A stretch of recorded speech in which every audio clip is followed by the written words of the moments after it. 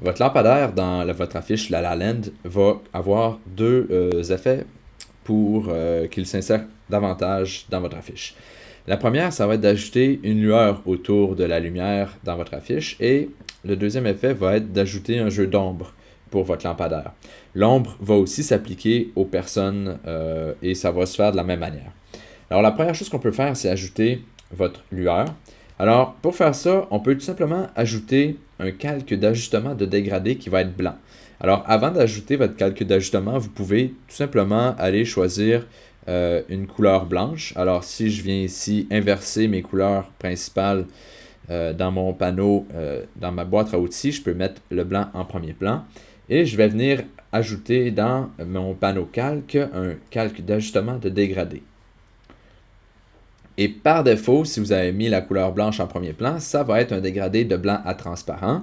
Sinon, vous pouvez aller le choisir dans votre liste ici en cliquant sur la flèche, ça devrait être le deuxième.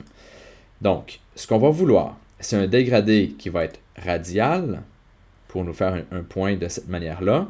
Et là, il est un petit peu gros, alors on peut diminuer l'échelle pour réduire la taille comme ça ici.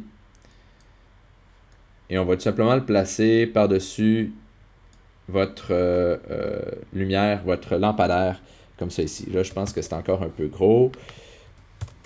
On veut quand même que ça soit assez gros. Et vous pouvez toujours le déplacer avec votre souris, comme ça ici. Lorsque vous avez choisi la disposition, vous pouvez cliquer sur OK.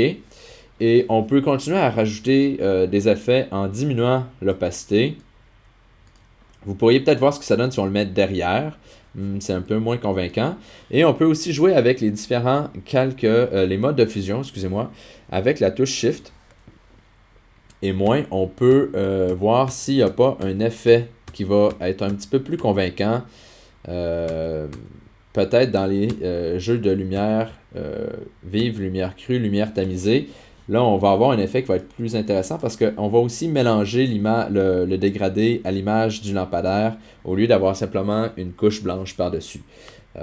Donc, vous pouvez essayer comme ça ici les différents modes de fusion, voir lequel est le plus intéressant.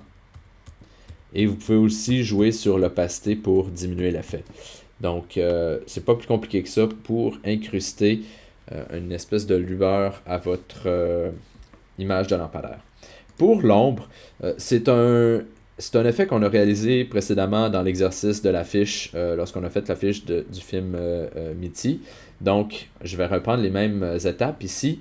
La première chose à faire, ça va être de créer une copie de votre calque lampadaire et vous pouvez faire ça de deux manières, soit en glissant votre calque sur l'icône Nouveau calque ou en cliquant avec votre clic droit sur la zone grise ici de votre calque et en choisissant dupliquer le calque. Donc, on peut renommer ça ici. Je vais faire OK. Et si je déplace mon calque ici, je vois que j'ai ma copie.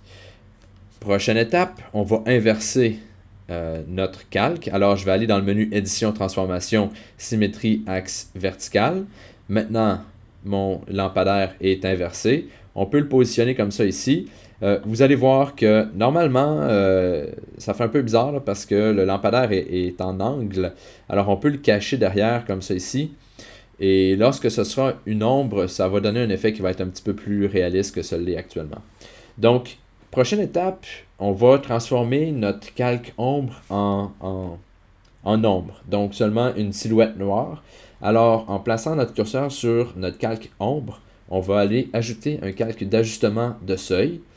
En venant ici en bas de notre fenêtre calque d'ajustement de seuil. Et on va vouloir faire en sorte que le seuil affecte seulement le lampadaire. Et aussi, on va changer les propriétés du seuil pour faire en sorte que tous les pixels du calque de l'ombre soient noirs. Alors, je vais tasser mon curseur au niveau du seuil 255. Alors, une fois que j'ai changé les propriétés de mon seuil, là, actuellement, il affecte tous les calques en dessous. C'est pour ça que toute mon image est noire. Mais si je fais un clic droit sur mon seuil et je le transforme en masque d'écrêtage, maintenant, mon calque d'ombre va être noir. Bon. Autre chose, on veut que l'ombre soit derrière le lampadaire pour un effet plus réaliste. Alors, je vais sélectionner mon calque seuil, je vais appuyer sur Shift, je vais cliquer sur mon lampadaire ombre. et je vais déplacer ces deux calques-là derrière mon lampadaire, comme ça ici, et on peut voir que c'est un petit peu plus réaliste.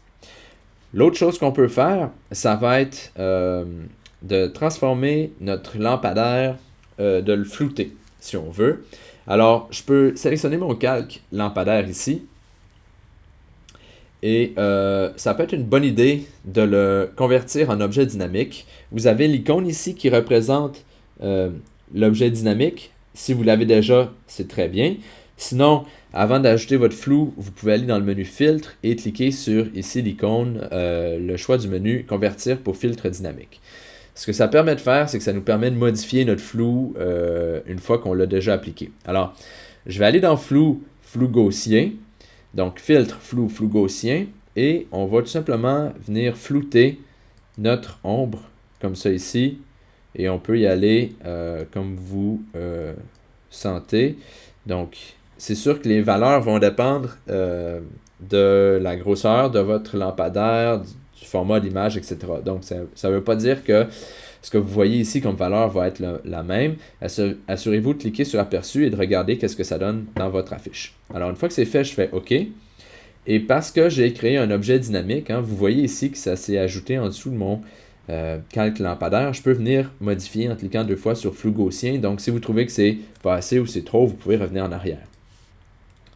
Je vais cacher ça en cliquant sur la flèche ici pour cacher les propriétés qui se trouvent à l'intérieur du calque. Et je vais maintenant ajouter un autre effet. Alors, d'habitude, l'ombre va graduellement se dissiper au fur et à mesure qu'on s'éloigne de la source. Là, notez aussi que je n'ai pas changé l'angle de mon ombre parce que la source de lumière est parfaitement au-dessus. Donc, l'ombre va être en ligne droite.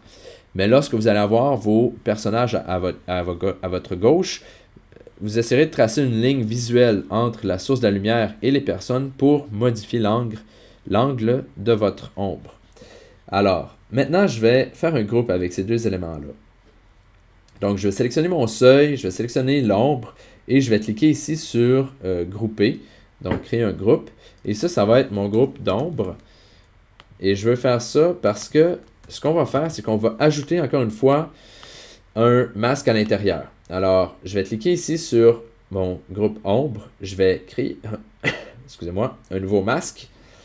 Et je vais retourner chercher mon outil dégradé. Alors, si vous n'avez pas suivi l'autre exercice, vous pouvez en tout temps utiliser l'outil dégradé pour dessiner un dégradé dans votre image ou dans votre masque.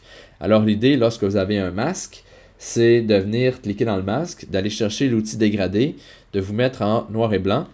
Et on peut venir définir un point de départ et un point d'arrivée pour graduellement faire disparaître l'ombre. Alors, si je veux que l'ombre disparaisse un petit peu plus loin, je peux faire mon dégradé un peu plus loin, comme ça ici. Et je voudrais possiblement terminer mon dégradé avant la fin de l'image pour que l'ombre ait disparu avant la fin de l'image. Ou je peux faire poursuivre le dégradé comme ça ici pour simplement atténuer l'ombre graduellement vers la fin. Alors maintenant, l'ombre est un petit peu plus faible vers la fin de mon dégradé. Et si je regarde attentivement dans mon masque, dans le fond, ce que j'ai fait, c'est que dans mon masque, j'ai graduellement masqué une partie du groupe dans lequel se trouve mon ombre. Et puis, voilà, vous avez ajouté une ombre à votre lampadaire et ça crée une dimension additionnelle et ça renforce l'idée que le lampadaire est réellement là.